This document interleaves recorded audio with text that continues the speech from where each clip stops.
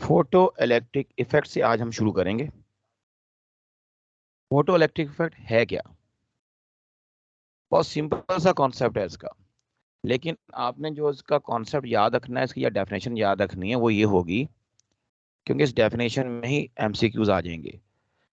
Ejection of electrons from the surface of certain metals when light of suitable frequency falls on the surface of these metals. मतलब मखसूस किस्म की metals हैं जिनकी surface पे एक खास किस्म की फ्रीक्वेंसी की लाइट फॉल करती है, तो उसमें से इलेक्ट्रॉन निकलते हैं। तो इस पूरे प्रोसेस को नाम देते हैं हम फोटो इलेक्ट्रिक इफेक्ट। अब यहाँ पर एक बात मैंने यूज किया है कि सर्टेन मेटल्स, इसका मतलब हर किस्म की मेटल के साथ फोटो इलेक्ट्रिक इफेक्ट एसोसिएटेड नहीं है। ये आमतौर पर ज्यादातर अल्कली मेटल्स होती हैं जिनके साथ ये आपका इफेक्ट एसोसिएटेड होता है। अल्कली मेटल फर्स्ट चैप्टर जो आपका पीरियोडिक टेबल है, उसका जो फर्स्ट ग्रुप है, उसके जो एलिमेंट हैं, सोडियम है, पोटाशियम है, सीजियम है, ये सारे फर्स्ट ग्रुप के एलिमेंट्स हैं और ये सारे फोटो सेंसिटिव मटेरियल्स होते हैं। दूसरी बात मैंने इसमें यूज की है सूटेबल फ्रीक्वेंसी। ये लफ्ज हमें देता है थ्रेश होल्ड फ्रीक्वेंसी का कॉन्सेप्ट, क्योंकि फोटो इलेक्ट्रिक इफेक्ट में ये बात डिस्कवर की गई कि जब आप इंसिडेंट रेडिएशन या लाइट की फ्रीक्वेंसी को एक खास फ्रीक्वेंसी से नीचे ले जाओगे तो फोटो इलेक्ट्रिक इफेक्ट आकर नहीं होता। आप चाहे इंटेंसिटी जितनी देर चाहे बढ़ा दो, फोटो इलेक्ट्रिक इफेक्ट नहीं होगा अगर फ्रीक्वेंसी एक खास वैल्यू से नीचे है। उस मिनिमम फ्रीक्वेंसी को जिसके नीचे फोटो इलेक्ट्रिक इफेक्ट अकर नहीं करता, हम थ्रेश होल्ड फ्रीक्वेंसी का नाम देते हैं। अब आप जरा इधर आइए। मैं यहाँ पर अब आपको बताता हूँ कि हमने यहाँ से ये हाईलाइट किया Einstein explanation of photo electric effect है, लेकिन उससे पहले हम इसका फोटो इलेक्ट्रिक इफेक्ट की जो डेफिनेशन है वहां चलते हैं। वहां से हम इसको स्टार्ट करते हैं और ये आपके पास है जी फोटो इलेक्ट्रिक इफेक्ट। इससे पहले फोटोन का मोमेंटम आपको बिल्कुल नजर आ रहा है, ये हमने कल पढ़ लिया हुआ था। तो फोटो इलेक्ट्रिक इफेक्ट ये जी मैं जो भी आपको डेफिनेशन बता रहा था, the ejection of electron from the surface of certain metals when light of suitable frequency falls on them is called photoelectric effect। अब जो इलेक्ट्रॉन निकलेंगे ये कहलाएंगे फोटो इलेक्ट्रॉन्स। ये जो हमने लिखा ना इजेक्शन ऑफ इलेक्ट्रॉन्स, तो ये इलेक्ट्रॉन असल में हमारे पास फोटो इलेक्ट्रॉन है और इन इलेक्ट्रॉन्स का करंट फोटो इलेक्ट्रिक करंट है। ये आ गए फोटो इलेक्ट्रॉन्स। अब इलेक्ट्रॉन जब इजेक्ट होंगे लाइट से, तो ये है फोटो इलेक्ट्रिक इफेक्ट। इसकी प्रॉपर्टी ये बड़ा इंस्टेंट किस्म का प्रोसेस है, जैसी लाइट आती है फौरन ये इफेक्ट मुकम्मल हो जाता है। अब अगर हम इसको एक्सपेरिमेंटली स्टडी करना चाहते हैं तो हम एक फोटो सेल लेते हैं। फोटो सेल में ये होता है कनकेव शेप का, आपके पास एक कैथोड लगा होता है और एक एनोड होता है। जो कनकेव शेप का जो आपके पास इसमें कैथोड लगा होता है, उसके ऊपर हम लगा देते हैं आमतौर पर सेंसिटिव फोटो सेंसिटिव मटेरियल की कोटिंग। और ये याद रखिएगा कि अगर ये कोटिंग है सोडियम और पोटाशियम की है तो आपकी विजिबल लाइट ही काफी है फोटो इलेक्ट्रिक इफेक्ट करवाने के लिए। लेकिन अगर ये आपने कोटिंग कर दी है सीजियम की जिसमें सिल्वर ऑक्साइड मिक्स होता है, तो आपको फिर इंफ्रारेड रेडिएशन चाहिए होती है। आगे हम फोटो सेल में जाएंगे, वहां ये बात आपको नजर आ जाएगी। आप फोटो सेल का जब टॉपिक पढ़ोगे तो उसमें ये बात लिखी हुई है, आपकी बुक्स में ही है। अब हमने क्या करना है, हमने जो असल चीज एंटी टेस्ट के हवाले से पढ़नी है, हमने ये एक्सप्लेनेशन नहीं पढ़नी, तो आपकी बुक की एक्सप्लेनेशन है। एंटी टेस्ट के हवाले से बस यहाँ पर आपको ये फॉर्मूला पता होना चाहिए, मैं हाईलाइट कर देता हूँ। मैक्सिमम काइनेटिक एनर्जी का ये वाला V नॉट E के बराबर होता है। अच्छा, अब हम चलते हैं इसकी उस एक्सप्लेनेशन में जिसके ऊपर इसके एमसीक्यू या इसके हमारे वो बनते हैं, एंटी टेस्ट के एमसीक्यूज आते हैं। लेट्स सपोज ये आपका एक मेटल सरफेस है, ये वाली, इसके अंदर ये एक इलेक्ट्रॉन है। अब ये जो इलेक्ट्रॉन है ये मेटल सरफेस के अंदर है, इसको बाहर लाना है।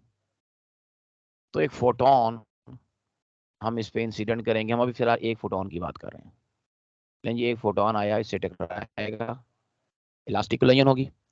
फोटोन के पास एनर्जी है E is equal to H F, या इसको मैं एच सी ओवर लेमडा कह सकता हूँ। बहरहाल इलेक्ट्रॉन मेटल के अंदर बाउंडेड स्टेट में है, इसको बाहर आना है, इसको एनर्जी चाहिए। वो जो मिनिमम अमाउंट ऑफ एनर्जी है जिसके जरिए इलेक्ट्रॉन बाहर आ सकता है, मेटल सरफेस की जो अट्रैक्टिव फोर्सेस हैं उनको ओवरकम कर सकता है, उस मिनिमम अमाउंट ऑफ एनर्जी को हम नाम देते हैं work function of the metal, और इसको शो करते हैं फाई से। तो ये आ गया वर्क फंक्शन।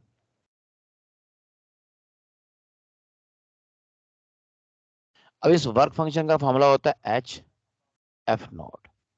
ये थ्रेशोल्ड फ्रीक्वेंसी के कॉरेस्पॉन्डिंग एनर्जी होती है। एच इसमें प्लैंक्स कांस्टेंट है, और E is equal to H F C, मिलता जुलता ये फॉर्मूला है, phi is equal to H F naught. अब इलेक्ट्रॉन जब ये एनर्जी एब्जॉर्ब करेगा तो यहाँ बाहर आ जाएगा, लेकिन इलेक्ट्रॉन यहाँ आ गया बाहर। अब अगर इंसिडेंट फोटोन के पास उतनी ही एनर्जी है जितनी इलेक्ट्रॉन को चाहिए थी बाहर आने के लिए, फिर तो इलेक्ट्रॉन बाहर तो आ जाएगा, मूव नहीं कर सकेगा। मिसाल के तौर पे इसको 2 जॉल एनर्जी चाहिए इलेक्ट्रॉन को, और आपने 2 जॉल एनर्जी ही प्रोवाइड की है, तो फिर इलेक्ट्रॉन बाहर तो आएगा लेकिन मूव नहीं कर सकता। इसमें काइनेटिक एनर्जी के लिए एनर्जी बची नहीं, सारी एनर्जी बाहर आने में इस्तेमाल हो गई। लेकिन अगर इसके पास एनर्जी ज्यादा है इनकमिंग फोटोन के पास, तो जितना चाहिए एनर्जी इलेक्ट्रॉन को वो तो यूज हो जाएगी, बाकी जो बचेगी वो बन जाएगी काइनेटिक एनर्जी ऑफ इलेक्ट्रॉन, और इसी को हम बोलते हैं काइनेटिक एनर्जी मैक्सिमम, जिसका फॉर्मूला क्योंकि वी आपकी नॉट आवाज ई लैग होता हो है, जो रही मैंने है। कहा था पीछे। आप नोट कर लें, देख लें। अब इस लिहाज से जो इक्वेशन बनी फोटो इलेक्ट्रिक इफेक्ट की, आइंस्टाइन की इक्वेशन, ई फोटोन की एनर्जी, इसका फाई वाला हिस्सा इस्तेमाल हुआ इलेक्ट्रॉन को बाहर लाने में वर्क फंक्शन के बराबर। आगे इसके पास आ गया हमारे पास काइनेटिक एनर्जी, बाकी हिस्सा जो बचा। इसका मतलब है अगर ई और फाई बराबर है तो काइनेटिक एनर्जी जीरो भी हो सकती है।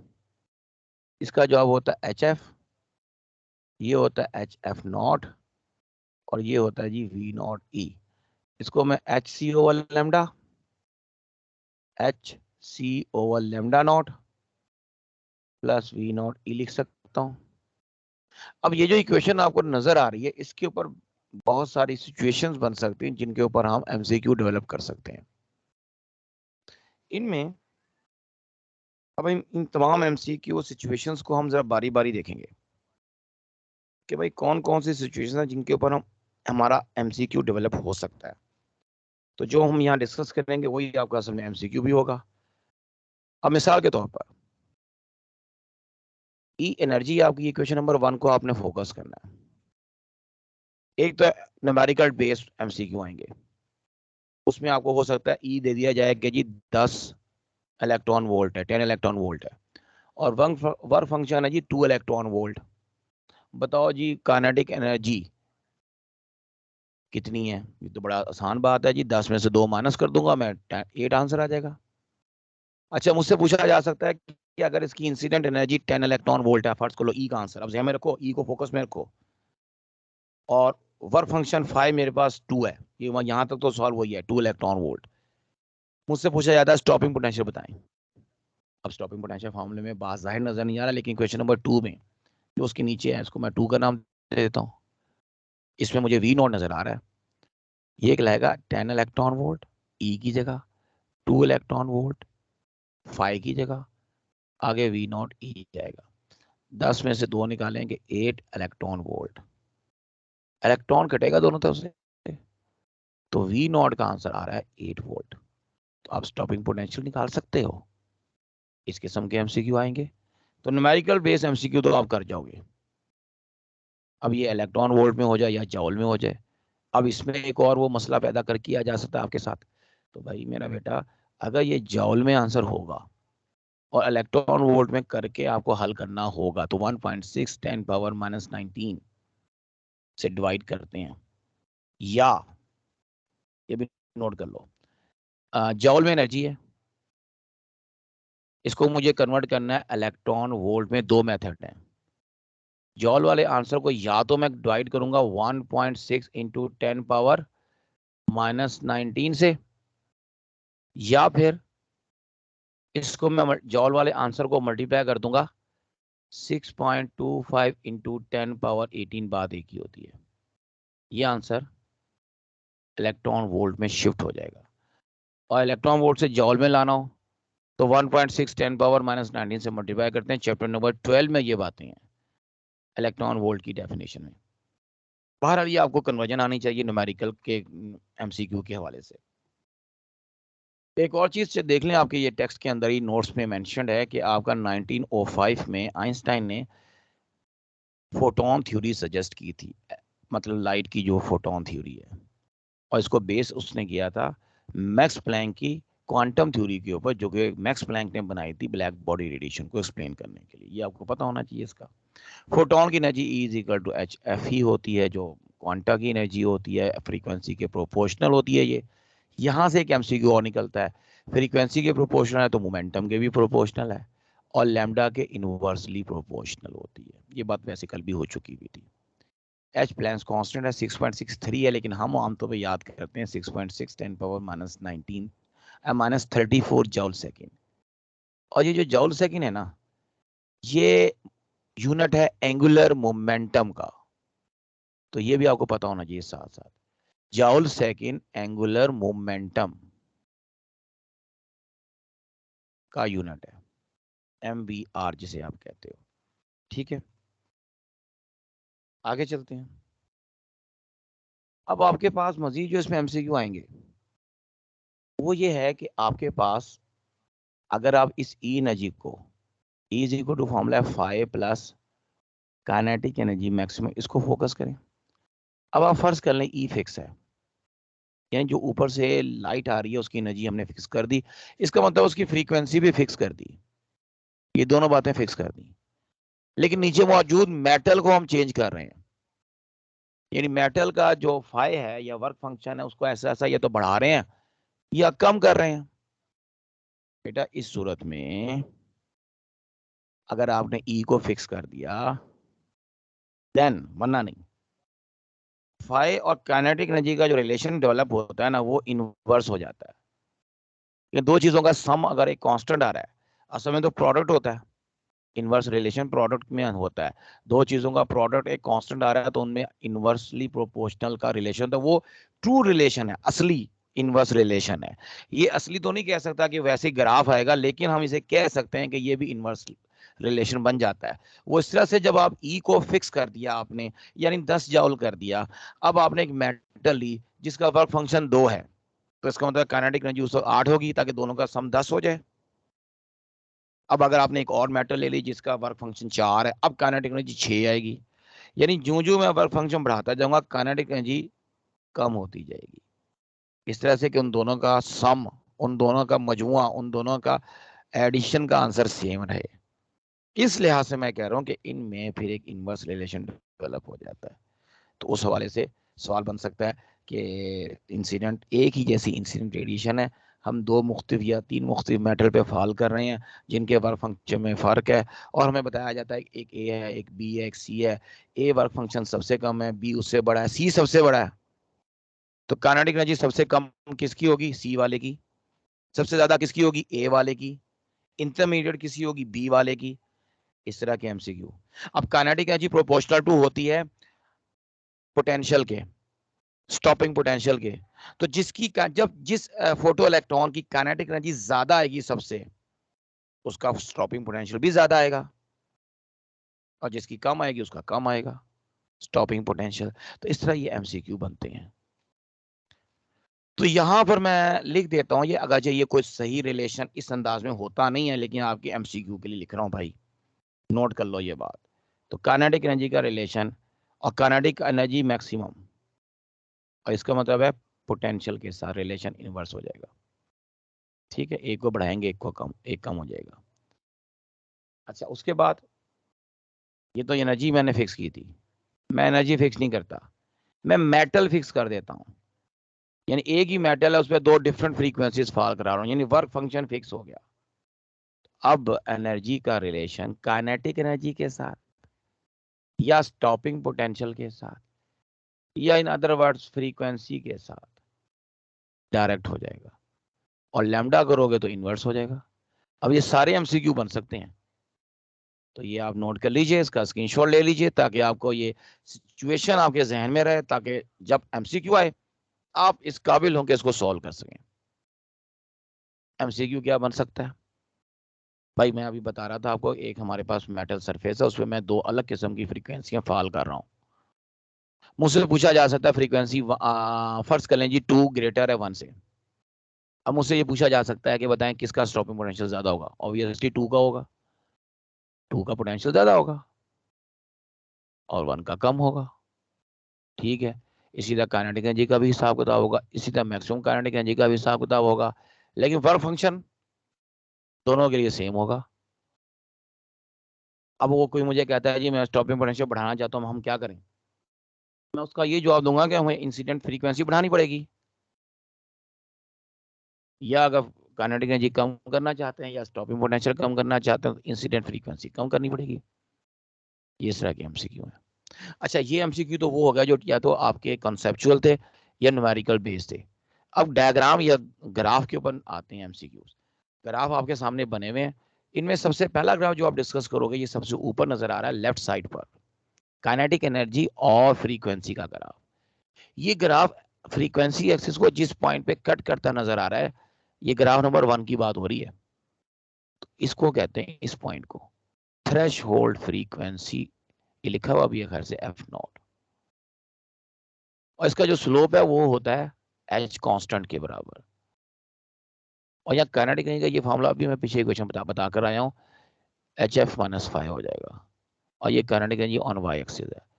अगर आप इस ग्राफ को पीछे एक्स्ट्रा प्लॉट करते हो नेगेटिव वाई एक्सिस के ऊपर, तो ये जो आपको नजर आ रहा है ये फाई नजर आ रहा है, नेगेटिव फाई, वो नेगेटिव एक्सिस है। फाई का होता है ये वर्क फंक्शन को शो करता है, negative Y axis work function को शो करता है। ठीक है, इस पे सवाल आ सकते हैं, यूं आ सकते हैं कि जैसे यहाँ 1 ले लें, यहाँ 2 ले लें, यहाँ 3 ले लें, ग्राफ यूं आया और यहाँ से प्लॉट किया, वो यहाँ कहीं मिल रहा आकर, मुझसे पूछा जा सकता है इसका वर्क फंक्शन कितना है, तो ये तकरीबन 2.8 है, 2.5 तो नहीं है, 2.8 के आसपास इसका जवाब होगा।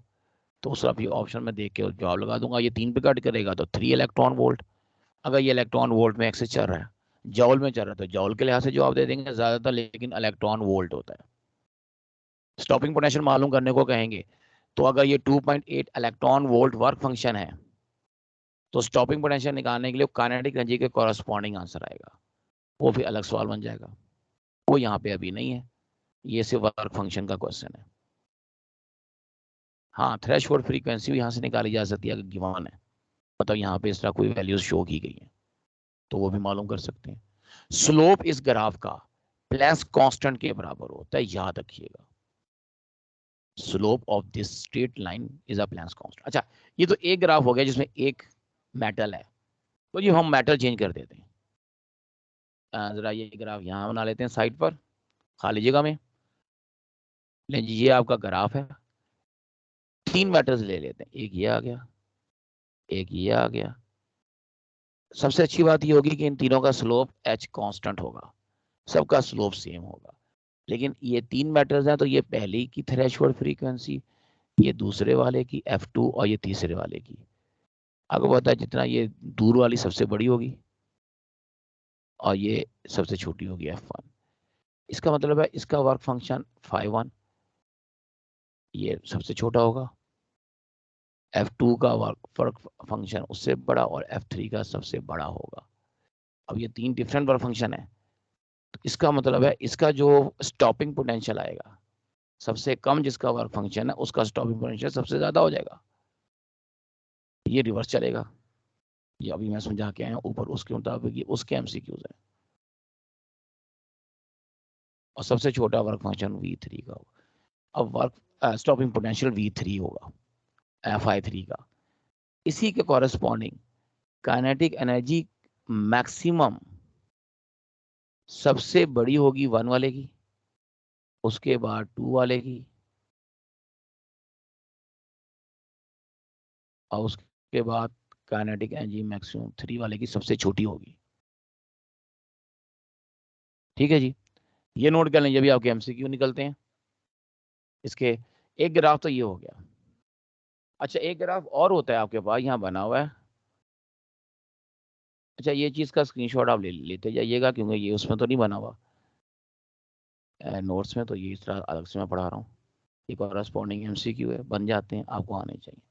उसके बाद ये दूसरा जो ग्राफ नजर आया ना, ये ग्राफ ये बताता है कि आपने दो अलग अलग इंटेंसिटीज की, लेकिन सेम फ्रीक्वेंसी का मुझे इस तरह पता लग गया कि दोनों ग्राफ की स्टार्टिंग आप देख सकते हो सेम आ रही है, तो फ्रीक्वेंसी इनकी सेम है, स्टॉपिंग पोटेंशियल सेम है, काइनेटिक एनर्जी फोटो इलेक्ट्रॉन की सेम होगी, तीनों चीजें सेम हो जाएंगी।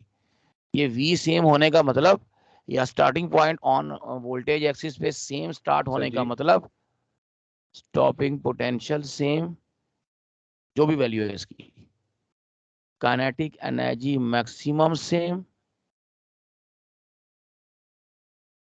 हो जाएगी, और फ्रीक्वेंसी सर जी आपकी वो भी आपकी सेम। आवाज़ बहुत लैग कर रही है सर जी।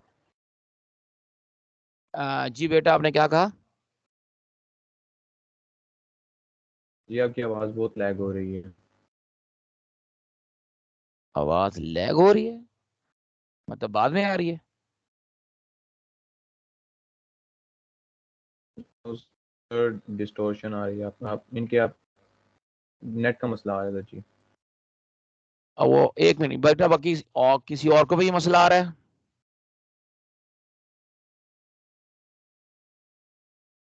जी सर। ये तुम्हारी तुम्हारी तरफ नेट का मसला है। तुम सिम नेट के ऊपर तो नहीं हो?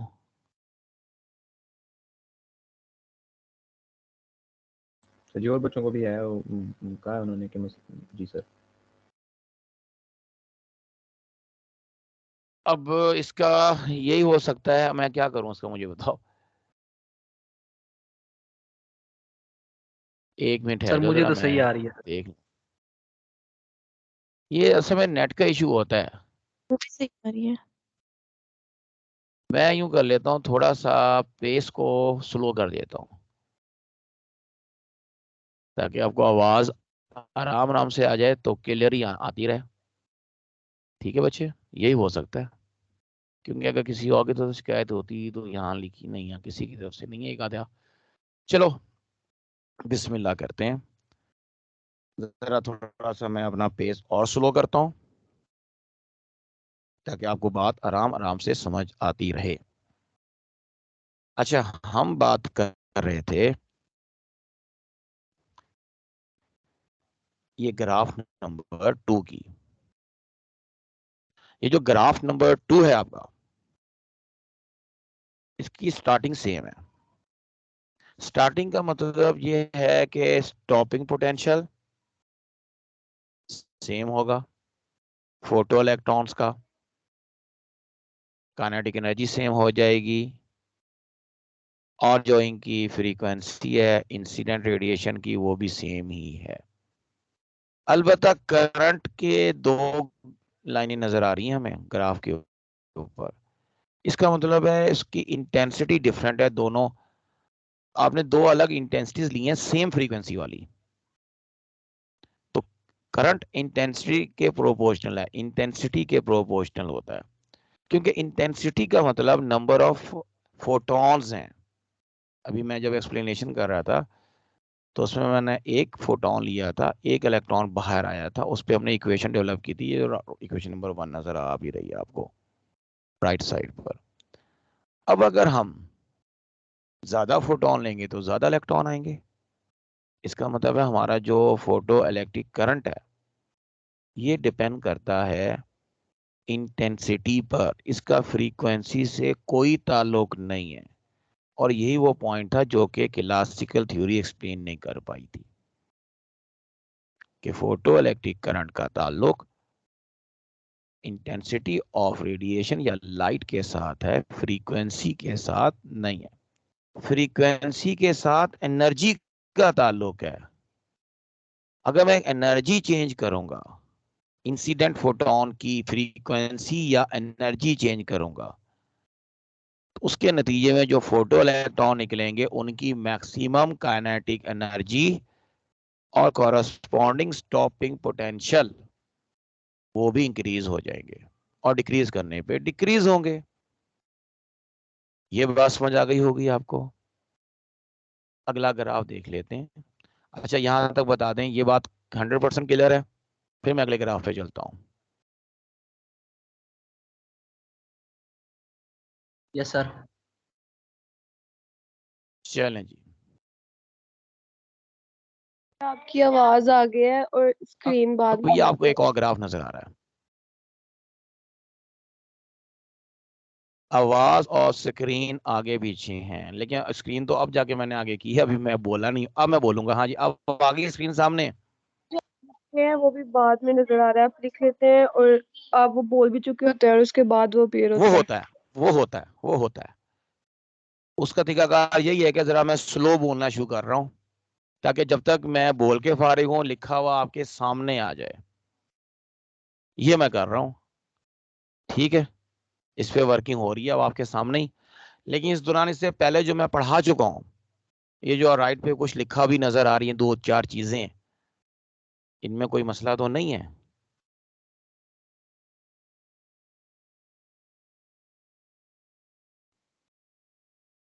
No sir. चलें बेटा, खासतौर से वो बेटा जो आप अभी जिनको कह रही थी स्क्रीन और आवाज का तालमेल नहीं मिल बन रहा, उनको समझ आ गई है? बेटा आपसे पूछ रहा हूँ जिन्होंने अभी कहा था मुझे।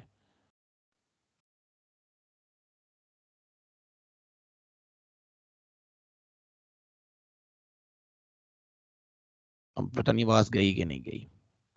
चले मैं आगे इसको शुरू करता हूँ। ये जो ग्राफ नजर आ रहा है, इसकी बात कर रहा हूँ, जिसको मैंने ये डबल एरो ड्रॉ किया। अब तक एरो आ चुका होगा आपके सामने।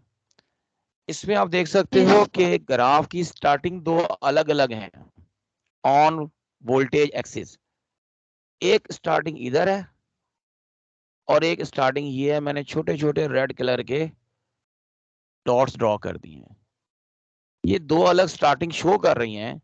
ये दो अलग अलग फ्रीक्वेंसीज हैं, और एक F1 है, ये शुरू वाली F1 है, और एक F2 है। अब इसका मतलब है F1 का जो ये स्टॉपिंग पोटेंशियल होगा ये V1 कहलाएगा, और जो दूसरा है वो सारा का सारा V2 कहलाएगा। अब चूंकि फ्रीक्वेंसी F2 बड़ी है फ्रीक्वेंसी F1 से, तो V2 स्टॉपिंग पोटेंशियल बड़ा होगा V1 से। F2 फ्रीक्वेंसी बड़ी है, मुझे कैसे पता लगा? ओरिजिन से जिसका डिस्टेंस ज्यादा है वो वैल्यू बड़ी है, और जिसका डिस्टेंस कम है वो वैल्यू छोटी है। तो इस तरह से मैंने F2 को बड़ा और F2 का कोरस्पॉन्डिंग जो स्टॉपिंग पोटेंशियल है V2 उसको बड़ा कर दिया, ठीक है। लेकिन एक चीज देखो, ये ऊपर जो करंट है दोनों फ्रीक्वेंसीज के लिए सेम है। इसका मतलब है दोनों की इंटेंसिटी सेम है। तो यहां से भी ये बात साबित होती है कि करंट का ताल्लुक इंटेंसिटी के साथ होता है, फ्रीक्वेंसी के साथ नहीं होता। अलबत्ता अब यहाँ पर फ्रीक्वेंसीज डिफरेंट है। इसका मतलब ये है कि स्टॉपिंग पोटेंशियल डिफरेंट हो गया। तो स्टॉपिंग पोटेंशियल के कॉरस्पॉन्डिंग काइनेटिक एनर्जी मैक्सिमम और फोटो इलेक्ट्रॉन ये भी डिफरेंट होगी। काइनेटिक एनर्जी जो दूसरी वाली है फ्रीक्वेंसी की है वो बड़ी होगी, और पहली वाली फ्रीक्वेंसी की कम होगी, ठीक है। तो ये भी आपका एक आ गया MCQ। बाकी न्यूमेरिकल बेस MCQ हो सकता है, आपको यहाँ पे बकायदा वैल्यूज ग्राफ पे छपी हुई हों और आप उनको पढ़ के बताओगे भाई किसकी कितनी काइनेटिक एनर्जी है या फ्रीक्वेंसी है। खास तौर से हमें काइनेटिक एनर्जी निकाल सकते हैं हम। अगर आपको काइनेटिक एनर्जी कह दिए वो आओ, तो आपने ग्राफ से ये V की वैल्यू निकालनी है, उसको E से मल्टीप्लाई कर देना है। इलेक्ट्रॉन वोल्ट जिस तरह अगर ग्राफ में V1 जहाँ खत्म हो रहा है वहां पे 4 लिखा हुआ है, तो 4 इलेक्ट्रॉन वोल्ट V1 के लिए, और V2 के लिए हम लेट कर लेते हैं 6 इलेक्ट्रॉन वोल्ट, ठीक है। इस तरह से आप काइनेटिक एनर्जी निकाल सकते हो। और अगर आपसे इंसिडेंट रेडिएशन की एनर्जी पूछी जाएगी तो उसके लिए शर्त यह है कि आपको वर्क फंक्शन दिया जाएगा फाई या थ्रेशोल्ड फ्रीक्वेंसी एट लीस्ट, फिर आप ये चीजें कैलकुलेट कर सकते हो। अच्छा, यहां पर एक और चीज सीख लो, एक और किस्म के न्यूमेरिकल आते हैं। आपको फॉर्मूला पता होना चाहिए, E इज इक्वल टू होता है एच एफ, लेकिन ज्यादातर इस्तेमाल होता है एच सी ओवर लेमडा। ये हमने कल पढ़ा था। लेमडा गिवन हो और एनर्जी निकालनी आ जाए, ये सवाल आ सकता है। एनर्जी पता हो, लेमडा निकालना आ जाए, ये सवाल आ सकता है। या फिर पोटेंशियल पता हो और लेमडा निकालना आ जाए। पोटेंशियल का मतलब इधर आ जाएगा V नॉट E और ये बन जाएगा एच सी ओवर लेमडा, और यहां से अगर लेमडा या पोटेंशियल का सवाल हो, लेट्स सपोज हम लेमडा की बात कर लेते हैं, तो लेमडा इज इक्वल टू बनेगा H C over E into V naught नीचे से। इसका एक छोटा सा टोटका याद कर लें, 12,400 एंगस्ट्रॉम ओवर वी नॉट या ओवर वी। लो जी, लैम्डा आ जाएगा आपका इस फॉर्मूले से डायरेक्टली। और ये जो एंगस्ट्रॉम मैंने लिखा है ए की पावर 0, इसका मतलब 10 पावर माइनस 10 होगा। यहां पर वैसे तो मीटर में होता है, वैसे करेंगे तो ये पूरा मीटर में आता है, लेकिन आपने 10 पावर माइनस 10 यूज करना है। तो याद कर लें 12,400 असल में एच सी और ओवर ई का आंसर है। ये हम इसको इकट्ठा याद कर लेते हैं, लिख लेते हैं और रख लेते हैं। यहीं पर इसी पॉइंट पर आपको मैं एक दो चीजें और जरा नोट करवा देता हूं।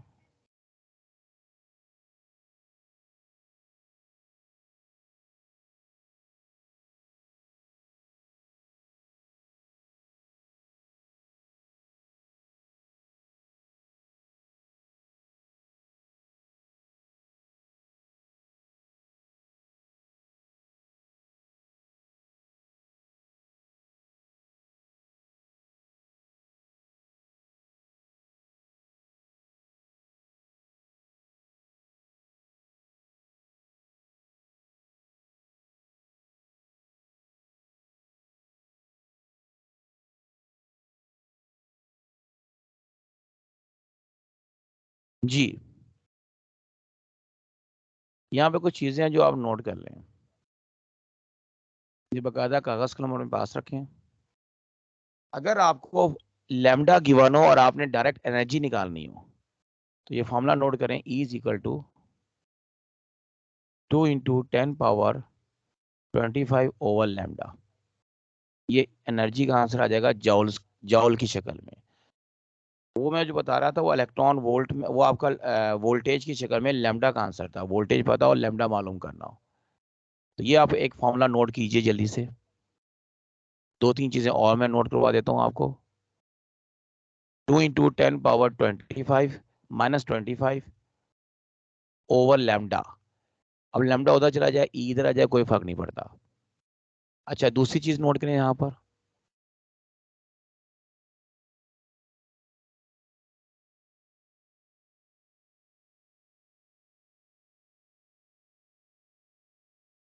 जी एक आपके पास मोमेंटम का ये फॉर्मूला लिखा हुआ है, जिसको मैं ये बॉक्स में क्लोज कर रहा हूँ, this one 2.42 into 10 power minus 42 into frequency. ये असल में H ओवर C का आंसर है। और इसी तरह भी आपको मैंने एक आंसर लिखवाया 2 into 10 power minus 25 over lambda. तो ये जाउल की शक्ल में एनर्जी का आंसर आता है, वो ये लिखा हुआ है। लेकिन यही आंसर अगर आपसे इलेक्ट्रॉन वोल्ट में मांगा जाए, तो आपको ये वाली क्वांटिटी याद करनी है, 1.24 10 पावर माइनस 6 इलेक्ट्रॉन वोल्ट के साथ। ये लैम्डा का फॉर्मूला, लैम्डा की वैल्यू पुटअप करोगे और एनर्जी का आंसर इलेक्ट्रॉन वोल्ट में आएगा। इसको भी आप 12,400 एंगस्ट्रॉम की शक्ल में याद कर सकते हैं। अगर आपने 12,400 की शक्ल में याद करना है तो इस तरह आप लिखेंगे इसको 12,400 एंगस्ट्रॉम ओवर लैम्डा, और इस पूरे का यूनिट इलेक्ट्रॉन वोल्ट याद करेंगे बस। लेकिन खाली वोल्ट में याद करेंगे तो यही फॉर्मूला वोल्टेज वाला बन जाएगा। ठीक है, यहाँ पे बल्कि ये वोल्टेज वाला फॉर्मूला लैम्डा का, ये बिल्कुल राइट साइड पे देखो, ये मैं डबल एरो खींच रहा हूँ, ये लिखा हुआ भी है मैंने। ठीक है, और इसको नीचे मैंने एक एग्जांपल में यहाँ हल किया हुआ है नीचे। ये लैम्डा गिवन है 3000 के साथ जब हमने इसको सॉल्व किया तो आंसर आ गया हमारे पास तकरीबन 4.13 एंगस्ट्रॉम लैम्डा का। बहरहाल ये इस तरह किया जा सकता है। ये 2-4 फॉर्मूले का चाहे स्क्रीनशॉट ले लो या वैसे नोट कर लो। हो गया होगा स्क्रीनशॉट अब तक, जी इनको सर। नोट करके रख लें। ठीक है, ये काम आएंगी चीजें आपके। अब हम वापिस आते हैं।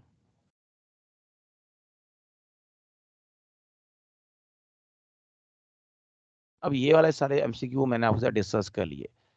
अब एक चीज और सुनिए, एमसीक्यू आते हैं आपको ये दोनों ग्राफ नजर आ गए होंगे। हमने जो तीसरा ग्राफ पढ़ा और ये दूसरा ग्राफ बना हुआ है, तीसरे को मैं तीसरा लिख देता हूँ, ये तीसरा ग्राफ था। पेपर में जो सवाल आता है तो क्वेश्चन इतना सादा नहीं आता। ये देखें जी, क्वेश्चन किस किस्म का आ सकता है। एक ग्राफ ये बना हुआ है,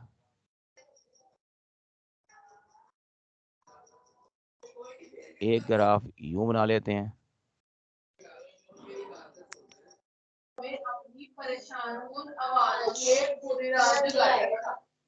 एक ग्राफ ये बना लीजिए, एक ग्राफ। अब ये 4 ग्राफ का कॉम्बिनेशन है। बेटा अपना सा माइक बंद कीजिए, शोर आ रहा है। रात को एक मिनट बरामदे में अभी खोला आकर माइक। उन्होंने अपनी परेशान कुन आवाज से हमें जगाए रखा। नहीं, तुम हर लफ्ज का मतलब नहीं यूज होगा, थोड़ा जुमला सही करो।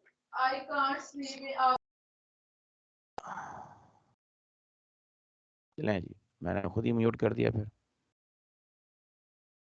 बेटा आप इधर फोकस करें, बात की बातें बाद में। अच्छा देखें, फर्ज करें ये ए है, ये वाला मैं बी का नाम देता हूं, इसको हम सी का नाम देते हैं, और ये डी का नाम देते हैं। अब गौर से देखो, डी के लिए स्टॉपिंग पोटेंशियल V1 है,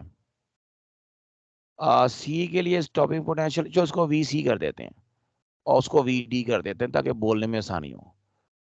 और वो जो ए बी है ना दोनों, उनके stopping potential you can see यहाँ बराबर है, VA और VB बराबर है। इसका मतलब है कि जो ए और बी है, क्या पता लग रहा है, उसकी फ्रीक्वेंसी इक्वल है ए और बी ग्राफ की, लेकिन ए बी की इंटेंसिटी डिफरेंट है। ए की है I2 और बी की है I1, ये फर्क हो गया। सी और डी को देखते हैं। अब सी डी की बड़ी मजे की बात, दोनों की इंटेंसिटी भी डिफरेंट है और इनकी फ्रीक्वेंसी भी डिफरेंट है। ठीक है, अगर हम ए और बी को देखें खाली, ए और डी को, ए और डी को, तो दोनों की इंटेंसिटी सेम है। अब इस तरह के सवाल आएंगे, भाई किसकी इंटेंसिटी सेम है, किसकी फ्रीक्वेंसी सेम है, किसकी फ्रीक्वेंसी कम है, किसकी फ्रीक्वेंसी ज्यादा है। तो जिसकी फ्रीक्वेंसी कम है उसकी काइनेटिक एनर्जी भी कम है, जिसकी फ्रीक्वेंसी ज्यादा उसके इलेक्ट्रॉनों की काइनेटिक एनर्जी ज्यादा है, उसका स्टॉपिंग पोटेंशियल ज्यादा, एंड सो ऑन। इस तरह के ये सवाल आ सकते हैं। तो आई होप सो कि अब आप इन सवालों को आराम से कर सकते हो। किसी का कोई सवाल तो नहीं यहाँ पर?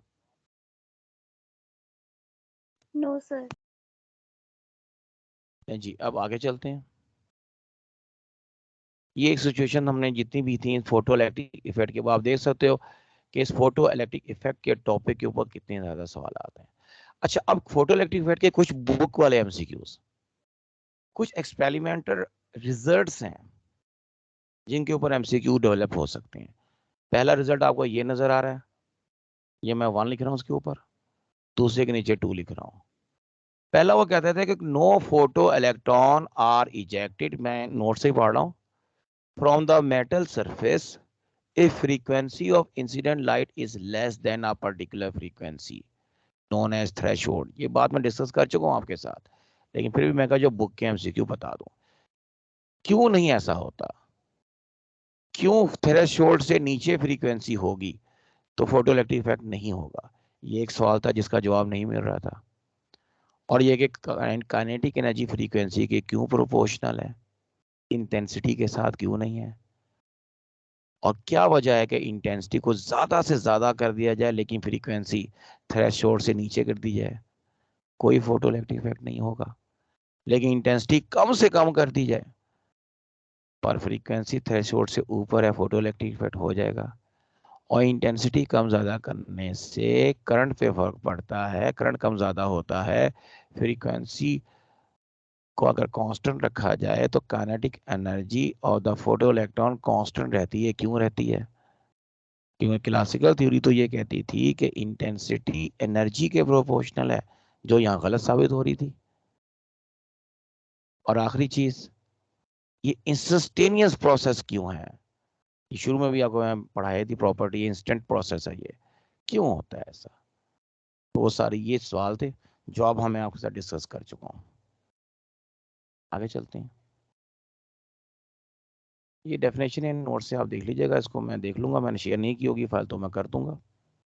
फोटो सेल, ये आपको नजर आ ही रहा है, कैथोड है, एनोड है, लाइट आएगी, करंट चलेगा। पढ़ने वाली बात क्या है इसमें? पोटेशियम कोटेड होगा तो विजिबल लाइट से काम हो जाएगा, पोटेशियम या सोडियम कोटेड, यहाँ पोटेशियम का लिख लेंगे, दोनों की बात एक ही है। लेकिन सीजियम कोटेड ऑक्साइड होगा सिल्वर का तो इंफ्रारेड रेडिएशन इस्तेमाल होती है। बाकी काउंटिंग सिस्टम में, ऑटोमेटिक डोर ओपनिंग क्लोजिंग में, फायर अलार्म में, सिक्योरिटी अलार्म में यूज होता है।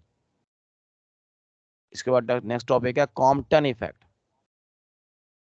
अब जो आपकी जितने टॉपिक है ना इसके बाद, उसमें ज्यादातर एमसीक्यू हैं आपके बुक के, लेकिन कॉम्पटन में कुछ एमसीक्यू ऐसे हैं जो बुक में नहीं है, उनको जरा आप ध्यान से सुनो। कॉम्पटन इफेक्ट ये होता है कि जब इलेक्ट्रोमैग्नेटिक रेडिएशन की लाइट किसी इलेक्ट्रॉन से टकराती है तो स्कैटर्ड फोटोन का वेवलेंथ बढ़ जाता है। अच्छा, इसको डिटेल में पढ़ने से पहले एक बहुत ही मशहूर एमसीक्यू है, जरा उसको देख लो। हमारे पास 3 किस्म के फिनोमिना, एक फोटो इलेक्ट्रिक इफेक्ट हमने पढ़ा, मैं लिख रहा हूँ, आप भी लिख लीजिए साथ साथ मेरे। एक हमने अब पढ़ने लगे हैं कॉम्पटन इफेक्ट।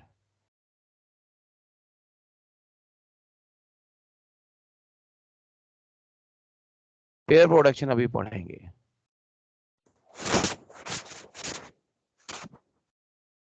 कंडीशन ये है कि फोटो इलेक्ट्रिक इफेक्ट के लिए जो एनर्जी है ना लाइट की, वो लेस देन 0.51 मिलियन या मेगा इलेक्ट्रॉन वोल्ट होनी चाहिए। और ये वाइट लाइट या विजिबल लाइट की फ्रीक्वेंसी होती है, की एनर्जी होती है। कॉम्पटन इफेक्ट के लिए आपकी एनर्जी 0.51 मेगा इलेक्ट्रॉन वोल्ट से ज्यादा और 1.02 मेगा इलेक्ट्रॉन वोल्ट से कम होनी चाहिए। और पेयर प्रोडक्शन के लिए energy of incident radiation 1.02 mega electron volt से ज्यादा होनी चाहिए। ये फ्रीक्वेंसी रेंजेस याद होनी चाहिए आपको। इन फ्रीक्वेंसी रेंजेस का असल में जिक्र चैप्टर नंबर 21 में है। कुछ लोगों ने पढ़ लिया होगा, कुछ लोगों ने नहीं पढ़ा होगा अभी तक, तो ये नोट कर लें, ये एमसीक्यू यहाँ भी आ सकता है। अब हम बात करेंगे कि ये हमारे पास एक इंसिडेंट फोटोन आ रहा है जिसकी एनर्जी रेंज 0.51 से ज्यादा और 1.02 से कम है। ये एक इलेक्ट्रॉन है, रेस्ट पर पड़ा हुआ है, इससे टकराया, टकराने के बाद इलास्टिक कोलिजन हुई और ये फोटोन का वेवलेंथ बढ़ गया है। आप देख सकते हैं मैंने वेवलेंथ अब बड़ा ज्यादा बनाया। और ये इसकी अगर इनिशियल डायरेक्शन है, उसके साथ इसका एंगल फर्ज कर लो थीटा है। इलेक्ट्रॉन एनर्जी एब्जॉर्ब करके इधर कहीं निकल गया, ठीक है। अब ये जो फोटोन इंसिडेंट था, इसकी energy E is equal to HF या HC ओवर लैम्डा। टकराने के बाद इसकी energy E prime H F prime H C over lambda prime, और लैम्डा प्राइम ग्रेटर है लैम्डा से, जबकि E prime less than E से है, क्योंकि incident photon a part of its energy transfer करता है इलेक्ट्रॉन को, और मोमेंटम ही ट्रांसफर करता है साथ में। इलास्टिक कोलिजन है तो एनर्जी मोमेंटम दोनों ट्रांसफरेबल है। इलेक्ट्रॉन ये दोनों चीजें अब्सॉर्ब करता है और फिर रिलेटिविस्टिकली मूव करता है हाई स्पीड के साथ। तो इलेक्ट्रॉन की रेस्ट मास वो जीरो नहीं होगी, बल्कि m0c² के मुताबिक m0 इसकी रेस्ट मास होगी, और energy rest mass energy m0c² होगी। ये नहीं कहना कि रेस्ट पर है तो एनर्जी जीरो होगी ना। रिलेटिविटी में किसी की एनर्जी जीरो नहीं होती अगर वो मटेरियल ऑब्जेक्ट है, क्योंकि उसका मास एनर्जी के कॉरस्पॉन्डिंग होता है। जहां तक मोमेंटम की कैलकुलेशन का ताल्लुक है, बल्कि एनर्जी को मैं ऊपर ही लिख दूं क्योंकि नीचे मैं मोमेंटम को लिखूंगा बाद में। एनर्जी में ऊपर शो कर रहा हूं, P0 is equal to m0 c²। जी, momentum of photon h over lambda after the scattering p prime is equal to h over lambda prime. Energy के बाद momentum of electron zero, velocity zero है, rest पर है, electron की velocity zero. जब motion में आएगा फिर इसका मोमेंटम mv होगा। अब चूंकि मोमेंटम वेक्टर क्वांटिटी है तो मोमेंटम के दो कंपोनेंट, एक y नीचे की तरफ माइनस mv साइन फाई, ये एंगल फाई लेट कर लो, और x कंपोनेंट इधर आएगा mv cos ऑफ फाई। इसी तरह वो जो मोमेंटम ऑफ फोटोन है उसके भी दो कंपोनेंट, एक होगा h over lambda prime sine theta upward direction में, और हॉरिजॉन्टल में इधर करके x एक्सिस के अलावा, जिसको मैं हल्का सा डबल कर रहा हूं, h over lambda prime cos of theta. ये सारे इसके फॉर्मूलों के लिहाज से एमसीक्यू आ गए। ठीक है, अब इसकी जो इक्वेशन हम पढ़ते हैं law of conservation of energy और मोमेंटम अप्लाई करके, वो ये इक्वेशन है, delta lambda is equal to h over m0c 1 minus cos of theta, जिसमें delta lambda Compton shift in wavelength है। नोट कर लो, कॉम्पटन शिफ्ट इन वेवलेंथ। अब ये आपकी एमसीक्यूज हैं। इसमें h over m0c Compton wavelength है। अब इस कॉम्पटन वेवलेंथ की वैल्यू जुबानी याद करनी है, 2.43 इंटू 10 पावर माइनस 12 मीटर। इसको मैं 2.43 पिकोमीटर भी कह सकता हूँ। ये कहलाती है कॉम्पटन वेवलेंथ। तो इसका मतलब है h ओवर m0c का जो डायमेंशन है वो लेंथ का डायमेंशन है। ये भी एमसीक्यू यहाँ पे निकल सकता है। भाई जब एक चीज वेवलेंथ है, वेवलेंथ लंबाई को कहते हैं, तो इसका डायमेंशन लेंथ का डायमेंशन होगा। बाकी जो इसके एमसीक्यूज हैं वो थीटा के ऊपर है। अब आप यहाँ मैं लिखता जाता हूँ सारे तरतीब से, आप देखते हैं, यहाँ खुद भी नोट कर लें। h over m0c into 1 minus cos of theta. अब ये cos of theta will decide कि जी डेल्टा लैम्डा का जवाब क्या होगा। नंबर 1, थीटा आप ले लो 0 डिग्री। अब चूंकि कॉस 0 1 होता है, तो कॉस 0 जब 1 करेंगे तो 1 माइनस 1 0 हो जाएगा। इसका मतलब है डेल्टा लैम्डा 0 हो गया। यहां से लैम्डा प्राइम माइनस लैम्डा 0 हो गया, यानी लैम्डा प्राइम का जवाब लैम्डा के बराबर आएगा। कोई कॉम्पटन शिफ्ट नहीं होगा 0 डिग्री पर। ये निकला है रिजल्ट। थीटा को 90 ले लें, वो तो वहां भी लिखा हुआ है लेफ्ट साइड पर, लेकिन आप लिखते जाएं साथ साथ। cos 90 डिग्री पर 0 होता है। cos 0 1 करेंगे तो डेल्टा लैम्डा यानी कॉम्पटन शिफ्ट का जवाब h ओवर m0c यानी कॉम्पटन वेवलेंथ के बराबर आएगा, जो इक्वल टू होता है 2.43 पिकोमीटर के। पूछा जा सकता है कि थीटा 90 कर दें तो कॉम्पटन वेवलेंथ का जवाब क्या होगा, या कॉम्पटन शिफ्ट कितनी होगी, हम कह देंगे 2.43 पिकोमीटर होगी, या कॉम्पटन वेवलेंथ के इक्वल होगी। नंबर 3, थीटा 180 डिग्री कर दें, क्योंकि कॉस ऑफ 180 डिग्री होता है -1। इसके ऊपर जब मैं कॉस की जगह -1 करूंगा, कॉस से पहले भी एक माइनस नजर आ रहा है मुझे फॉर्मूले में, 1 माइनस कॉस ऑफ थीटा में, ये बन जाएगा 1 + 1, 2 टाइम्स h/m0c। तो डेल्टा लैम्डा होगा 2 टाइम्स h/m0c। मतलब क्या है इसका, आपका कॉम्पटन शिफ्ट इस केस में हो गया मैक्सिमम, और ये बराबर आएगा 2 × 2.43 पिकोमीटर, यानी 4.86 पिकोमीटर के बराबर। फिर आपका चौथा एमसीक्यू इसी लाइन में 60 डिग्री के लिए। अब आपने बात मेरी पिक कर ली होगी, ये सारे एंगल वाले एमसीक्यूज हैं। कॉस ऑफ 60 1/2, इस केस में कॉम्पटन शिफ्ट इक्वल टू होगा 1/2 h/m0c। अगर मैं इसकी वैल्यू पुट करके हल करूं, ये 1.21 के इक्वलेंट आता है पिकोमीटर। तो ये आपके इसके सारे एमसीक्यूज थे। इसका ले लीजिए जरा स्क्रीनशॉट, मैं थोड़ा नीचे कर देता हूँ ताकि पूरी डायग्राम विजिबल हो और साथ में नीचे वाले एमसीक्यू भी। ये तकरीबन हमें आ गया जी। स्क्रीनशॉट लीजिए, फिर मैं आगे चलूँ।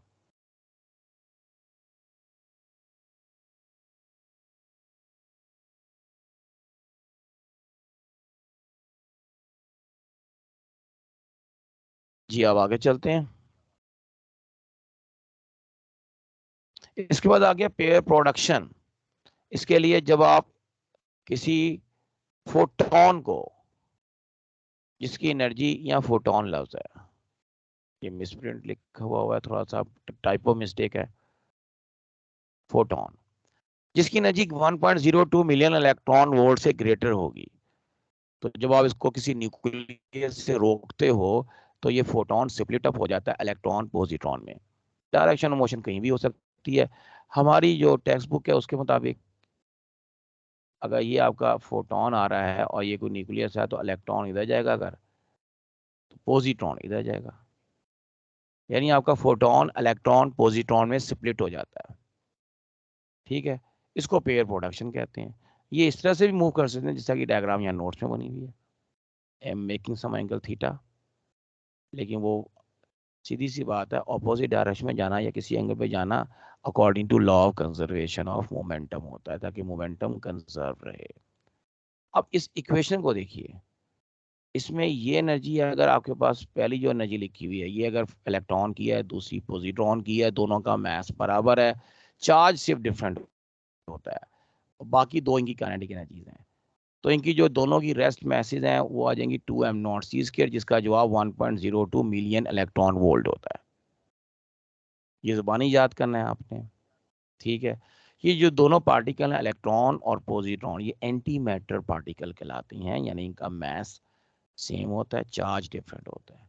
और एंटी मैटर पार्टिकल कभी भी एक साथ एक जगह पर एग्जिस्ट नहीं कर सकते, को एग्जिस्ट नहीं कर सकते, क्योंकि कहीं अगर ये इकट्ठे आमने सामने आएंगे तो फौरन आपस में मिलकर एनर्जी में शिफ्ट हो जाएंगे।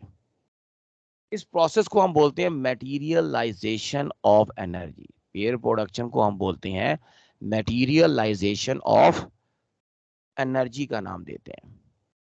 ये भी नोट कर लें, ये भी आपका एक एमसीक्यू। उसके बाद E = mc² के मुताबिक ये सारा फिनोमेना होता है। मजीद इसके अंदर ये है कि इलेक्ट्रॉन ऑपोजिट में बता चुका हूँ, मोमेंटम कंजर्व करने के लिए ऑपोजिट डायरेक्शन में जाते हैं, और ये प्रोसेस आप वैक्यूम में नहीं कर सकते क्योंकि वहाँ न्यूक्लियस नहीं होगा। ये आपकी बुक का शॉर्ट क्वेश्चन भी है। एनिहिलेशन, ये असल में एनिहिलेशन आपका रिवर्स प्रोसेस है पेयर प्रोडक्शन का। इसमें दो पार्टिकल यानी कि इलेक्ट्रॉन और पॉजिट्रॉन आपस में मिलके दो एक्स-रे आपके दो फोटोन प्रोड्यूस करेंगे, जिनकी energy 0.51 million electron volt each होगी।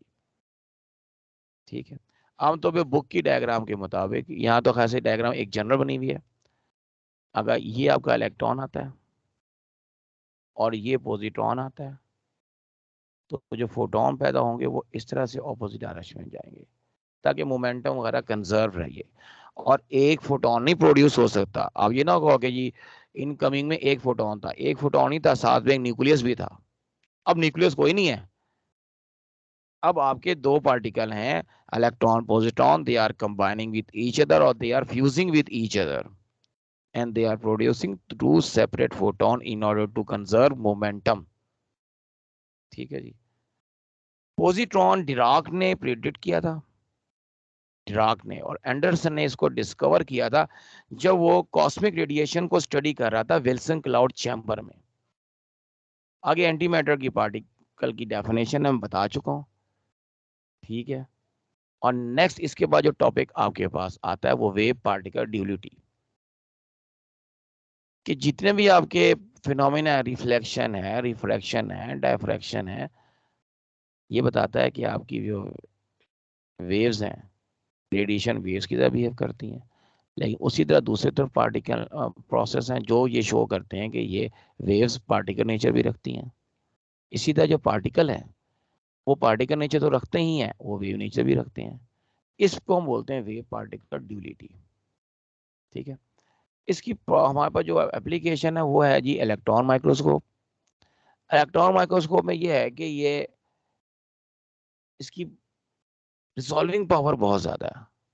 वजह ये है कि इलेक्ट्रॉन का जो वेवलेंथ है ना, ये होता है तकरीबन 10⁻⁻10 मीटर एंगस्ट्रॉम के अंदर। लाइट का माइक्रोमीटर में होता है, ये होता है 10 यानी कि 10⁻⁻6 मीटर में लाइट का वेवलेंथ है, और 10⁻⁻10 मीटर में आपका इलेक्ट्रॉन का वेवलेंथ है। इसका मतलब ये हो गया इसकी जो रिजॉल्विंग पावर है वो आम लाइट ऑप्टिकल माइक्रोस्कोप से कई हजार गुना ऊपर होती है। और सेकेंडली इसके अंदर हम इलेक्ट्रॉन यूज कर रहे हैं, इसकी वजह से 3D इमेज बनाना आसान है। लाइट ऑप्टिकल माइक्रोस्कोप में ये इतना आसान नहीं है। एक और चीज है कि इलेक्ट्रॉन माइक्रोस्कोप में आप 0.5 से लेकर 1 नैनोमीटर तक की जो आपके पास इलेक्ट्रॉन यूज होती है, जिसके जो कि आप एक 5 किलो वोल्ट यानी 50 किलो वोल्ट मतलब 50,000 वोल्टेज के जरिए आप इसको इतने छोटे वेवलेंथ के इलेक्ट्रॉन को प्रोड्यूस करते हो। ऑन द अदर साइड जो आपकी ऑप्टिकल माइक्रोस्कोप है वो 0.2 माइक्रो में उसकी होती है वैल्यू। तो ये इस लिहाज से भी हम देख सकते हैं इलेक्ट्रॉन माइक्रोस्कोप की रिजॉल्विंग पावर बहुत ज़्यादा। अच्छा, रिजॉल्विंग पावर लैम्डा के साथ इन्वर्सली प्रोपोर्शनल होती है, याद रखिएगा। फिर आता है जी वेव नेचर ऑफ पार्टिकल। ये डी ब्रोगली कॉन्सेप्ट कल मैं डिस्कस कर चुका हूँ। बस उसके मुताबिक ये है कि जो आपका मोमेंटम है ना फोटोन का फॉर्मूला ये वाला, इसमें लैम्डा को आप लेफ्ट साइड पर लाके क्रॉस करें मोमेंटम के साथ, मोमेंटम में एम वी लगा दें तो ये पार्टिकल का लैम्डा आ जाएगा। अब इस रिलेशन के ऊपर न्यूमेरिकल टाइप क्वेश्चन भी आते हैं। लैम्डा आपको पता है कि यहाँ पर मास और वेलोसिटी के साथ इन्वर्स रिलेशन है, अगर मास ज़्यादा हो रहा है तो लैम्डा कम हो रहा होगा। फिर हमारे पास इसमें जो एमसीक्यूज आते हैं ना, वो जो लैम्डा के बाकी रिलेशन बनते हैं, जिसका कल आपको बताया था, एक ये फॉर्मूला है, एक एम बी इसके बराबर हो सकता है, एनर्जी के बराबर हो सकता है। तो lambda is equal to H over M V. मैं दोबारा लिखता हूँ ताकि आपको ज़रा हाव नो हो जाए। 2me और यहाँ पे √2mv0e। अब ये डिफरेंट सिचुएशंस आपको दी जा सकती है। मैं कहता हूँ जी एक 4 पार्टिकल हैं या 3 पार्टिकल हैं या 2 ले लेते हैं आसानी के लिए, एक अल्फा पार्टिकल है और एक प्रोटॉन है, दोनों को सेम पोटेंशियल डिफरेंस पे लेकर मैंने मूव करवाया। बताया जी किसका लैम्डा छोटा होगा। अब इस के लिए मुझे ये पहला लैम्डा का रिलेशन को आखिरी वाले से कंपेयर करना पड़ेगा, जिसके मुताबिक लैम्डा अंडर ऑफ मास के इनवर्सली प्रोपोर्शनल आ रहा है। तो जिसका मास ज्यादा उसका लैम्डा कम, ऑब्वियसली वो अल्फा होगा। इस तरह के सवाल और न्यूमेरिकल बेस्ड क्वेश्चन भी आ सकते हैं। अच्छा, ये जो कैलकुलेशन सामने हुई है, इसमें आपके पास एक लैम्डा कैलकुलेट किया गया बॉल के लिए और दूसरा किया गया इलेक्ट्रॉन के लिए। बॉल का मास हमने ले लिया है तकरीबन 250 ग्राम्स या 0.25 किलोग्राम, और इसकी वेलोसिटी 100 किलोमीटर पर आ ली थी, जो 28 मीटर पर सेकंड होती है। इसके ऊपर जो इसका लैम्डा आया है ना, वो 10 पावर माइनस 35 के ऑर्डर में आ रहा है, 9.47 10 पावर माइनस 35 मीटर। ये मेजरेबल नहीं है। जबकि यही काम इलेक्ट्रॉन के साथ करो तो जवाब आता है 2.8 इंटू 10 पावर माइनस 10 मीटर। ये मेजरेबल है। इस हाइपोथेसिस को डी ब्रोगली के प्रूव किया था डेविसन और जर्मन ने। उन्होंने इलेक्ट्रॉन को लिया एक्सरे की जगह पर, निकल के क्रिस्टल पे बॉम्बार्डमेंट की इलेक्ट्रॉन गन के जरिए, 65 डिग्री के ऊपर डायफ्रैक्शन हुई। अब उन्होंने क्या किया, लैम्डा कैलकुलेट किया इलेक्ट्रॉनों का, डी ब्रोगली के फॉर्मूले से भी किया और ब्रैग्स इक्वेशन के फॉर्मूले से भी किया, और दोनों का जवाब हैरानगी तुक्के तौर पर देखा जाए तो बराबर आया। ये आया 1.66 10 पावर माइनस 10 डी ब्रोगली के फॉर्मूले से, और ये जवाब 1.65 10 पावर माइनस 10 मीटर आया डी ब्रोगली के फॉर्मूले से। यहाँ से साबित हो जाता है कि स्मॉल पार्टिकल वेव नेचर भी शो करते हैं। फिर आगे आपके पास last topic Heisenberg uncertainty relation या प्रिंसिपल। इसके मुताबिक इलेक्ट्रॉन के लिए नॉट पॉसिबल है कि उसकी पोजीशन और उसका मोमेंटम एक ही वक्त में एक्यूरेसी के साथ मेजर हो सके। अगर हम इलेक्ट्रॉन को देखना चाहेंगे तो हमें फोटोन चाहिए होगा। फोटोन जाएगा, इलेक्ट्रॉन से टकराएगा, कॉम्पटेंट इंफर कर देगा, मोमेंटम भी चेंज हो जाएगा, लैम्डा भी तब्दील हो जाएगा, पोजीशन भी तब्दील हो जाएगी। अब मोमेंटम में जो तब्दीली आ रही है इलास्टिक कोलिजन के असूल के मुताबिक, वो मोमेंटम ऑफ फोटोन के इक्विवेलेंट ही होगी, एच ओवर लैम्डा। और पोजीशन में तब्दीली फोटोन के लैम्डा के प्रोपोर्शनल होगी। दोनों अनसर्टेनिटीज को मल्टीप्लाई करो तो लैम्डा लैम्डा कैंसिल हो जाएगा और दोनों का प्रोडक्ट एच आ गया। यानी दोनों के एरर्स का प्रोडक्ट एक कांस्टेंट है। एक का एरर कम करेंगे दूसरे का बढ़ेगा, यानी कि इन एरर्स में या अनसर्टेनिटीज में जो रिलेशन आ रहा है वो इनवर्स आ रहा है। अच्छा, ये तो हो गया। अब इसी फॉर्मूले को एलैबोरेट करो। मोमेंटम होता है एम वी या एम डेल्टा वी लगा दो, ये एक्स आ गया। अब इस फॉर्मूले से अगर आप delta V is equal to H over M delta X velocity निकाल सकते हो पार्टिकल की, अगर मास और पोजीशन बताओ, और इसके जरिए आप साबित कर सकते हो कि आपका इलेक्ट्रॉन न्यूक्लियस के अंदर नहीं हो सकता, एटम में हो सकता है। एटम का साइज 10 पावर माइनस 10 लिया जाता है आमतौर पर, और न्यूक्लियस का 10 पावर माइनस 14 या माइनस 15 लिया जाता है। माइनस 14 न्यूक्लियस का डायमीटर है, लेकिन माइनस 15 उसका कोर है। एनीवे, दोनों सूरतों में जब कैलकुलेशन की जाती है ना, तो जब न्यूक्लियस के अंदर यानी 10 पावर माइनस 14 रख के हम कैलकुलेशन करते हैं तो इलेक्ट्रॉन की जो स्पीड आती है ना, वो स्पीड ऑफ लाइट से बढ़ जाती है। ये अगला जो चैप्टर है 20th, उसमें ये जिक्र आएगा। तो वहां से हम कंक्लूड करते हैं कोई बार ऑब्जेक्ट चूंकि स्पीड ऑफ लाइट से ज़्यादा स्पीड से मूव नहीं कर सकता, इसका मतलब इलेक्ट्रॉन की स्पीड न्यूक्लियस के अंदर रखने पर हमारा जो एक रिलेटिविटी का कॉन्सेप्ट है उसके अगेंस्ट जवाब आ रहा है। तो इसका मतलब electron is not in nucleus but it is in atom outside the nucleus, and obviously it is revolving in definite orbits. अच्छा, इसी फॉर्मूले की एक और शेप है एनर्जी के हवाले से। एनर्जी और टाइम उनका जो प्रोडक्ट है डेल्टा ई और डेल्टा टी का जो प्रोडक्ट है ये भी प्लैंक्स कांस्टेंट के इक्वल होता है। अब जरा कुछ आपको मैं इसके एमसीक्यू जरा विजिट करा दूं। लें जी, ये एमसीक्यू नंबर 10 को देखें जरा। काइनेटिक एनर्जी और फ्रीक्वेंसी का ग्राफ है और बिल्कुल सही ग्राफ इसमें बीटा बना हुआ है, और बीटा में जहाँ ये कट कर रहा है इधर, ये आपको पता है, मैं बता चुका हूँ अभी, ये वर्क फंक्शन को शो करता है। ये ग्राफ के ऊपर क्वेश्चन एक आ गया।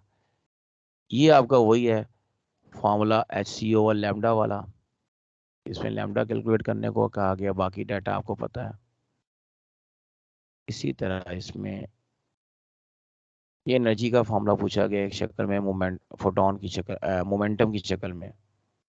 क्वेश्चन नंबर 2 में, ये तो आपको पता ही है। तरह कुछ ऐसे जो कि हटके, हाँ ये वाला देखें क्वेश्चन नंबर 12, ग्राफ हैं, इसमें डिफरेंट किस्म की फ्रीक्वेंसीज कहीं पे और कहीं इंटेंसिटीज कहीं सेम यूज हो रही हैं। सवाल पढ़ते हैं, which of the following correctly describes the characteristic curve of photo electric current of two light beam of same intensity. जैसे ये वर्ड आया सेम का, इसका मतलब है जवाब या तो अल्फा होगा या बीटा। सी और डी नहीं हो सकते क्योंकि उनमें दो दो इंटेंसिटी या दो दो करंट है। लो जी, वो दो जवाब तो निकल गए। अब आगे बढ़ते हैं, सेम एनर्जीज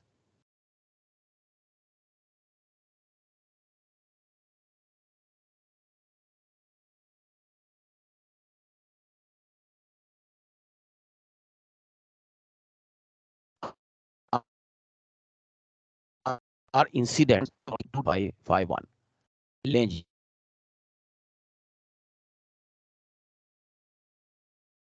दोनों के वर्क फंक्शन डिफरेंट है। ये शायद ऊपर से एनर्जी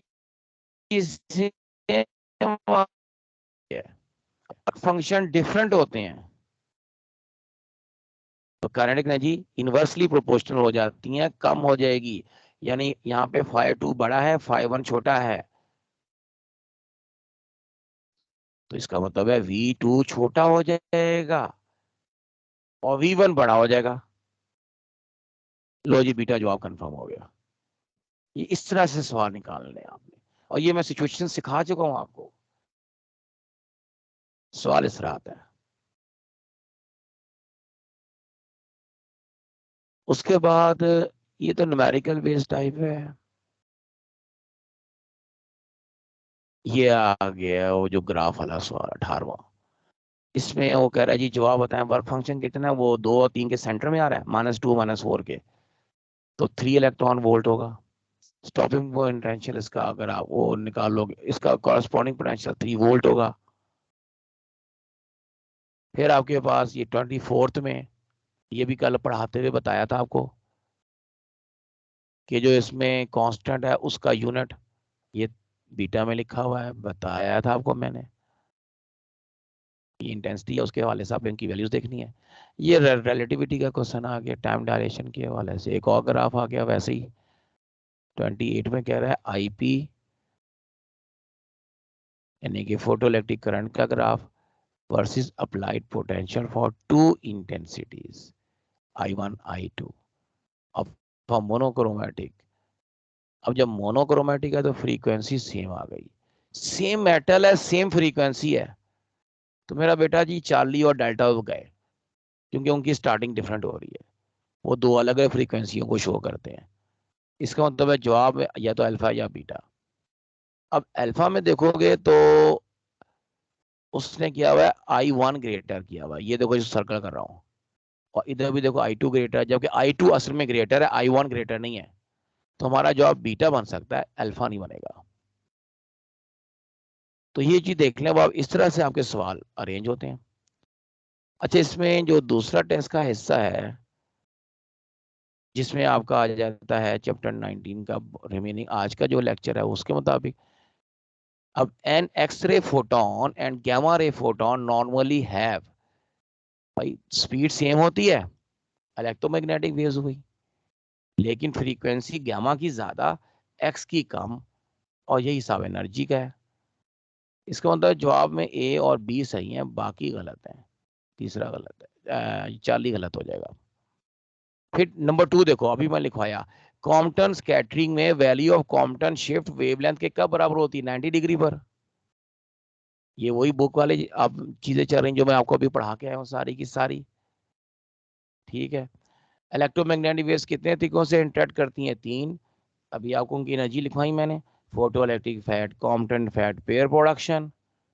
तो बाकी आप इनके न्यूमेरिकल करें, एमसीक्यू करें। ये जो आपको 16th नजर आ रहा है, अल्फा पार्टिकल है, इलेक्ट्रॉन है, प्रोटॉन है। अल्फा, इलेक्ट्रॉन और प्रोटॉन, सबसे मैसिव अल्फा, उससे हल्का प्रोटॉन और सबसे हल्का इलेक्ट्रॉन, सेम स्पीड आ गई। तो किसका डी ब्रोगली लेवल छोटा या बड़ा? तो लैम्डा मैस के अगर स्पीड सेम है तो मैस के साथ इनवर्स रिलेशन रखता है। तो सीधी सी बात है, जिसका मैस सबसे बड़ा उसका लैम्डा सबसे छोटा। फिर उसके बाद इलेक्ट्रॉन की बारी आएगी λ3 और फिर λ2 प्रोटॉन वाला। तो उस तरतीब से आपने चलनी, इलेक्ट्रॉन अल्फा, अल्फा के बाद प्रोटॉन, प्रोटॉन के बाद इलेक्ट्रॉन। 40 आंसर आप बन रहा है। ठीक है बच्चे, तो ये थी आपकी आज तक की चीजें सारी। किसी का कोई क्वेश्चन है तो आप पूछ सकते हैं। जी बच्चे।